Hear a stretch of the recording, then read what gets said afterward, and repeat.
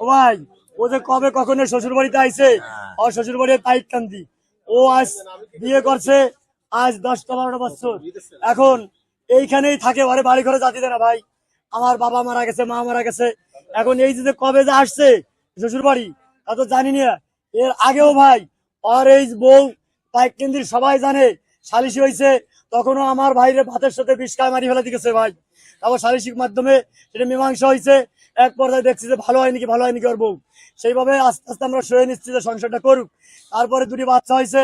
এখন এই সব সময় জ্ঞানজাম কলহ চলতে থাকে।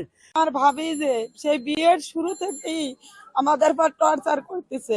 আমার ভাইরে আমাদের সাথে কোনো যোগাযোগ রাখতে দেয় না, সম্পূর্ণই তাদের ইসে। আগে 2 বের করে এরকম বিষ খাইছে আমার ভাইরে। আমার ছোট বোন দেখে দেখে সেটাই করছে। নিয়ে আসলি আমার মাই বলে আমার ভাইরে যে তোর শরীরে প্রেম নাই, আমার মেয়ের শরীরে প্রেম দেখেছে। আমার ভাইয়ের কাছ থেকে আমার ভাই বউরে উঠাই নিয়ে অন্য একটা ছেলের কাছে আমার মা ওই নিজে আগে দিয়েছে। এই জায়গায় এই পুরো পাইকান্দিবাসী 2 বার সালিশি করছে ওর পরকিয়া নিয়ে। এহেনের এই বাড়ির পরের একটা ছেলের সাথে সম্পর্ক। তারপরে আমি কইছি তাই কি করবি, কয় 2টি বাচ্চা আমার, কি করব এই নিয়ে থাকে। এখন এই বউটি বারবার কয় কি তোমার চাকরির কাগজ দিলি দেবে, আমার দরকার। একটা ভাই আছে তারে বিদেশ পাঠাবে, আর ওর চাকরির কাগজ দিয়ে 10 লাখ টাকা উঠে দিতে কয়।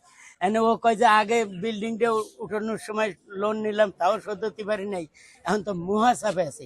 আমি বলছি যে না, প্রয়োজনে ওখানে বাড়ি চলে আসো, তারে কেন 10 লাখ টাকা উঠে দিতে হবে, এ নিয়ে ঝামেলা হবে, দরকার নাই, তোমার বাড়ি এসো। তো বাড়ি আসতে পারে না। পরে এইভাবেই থাকে।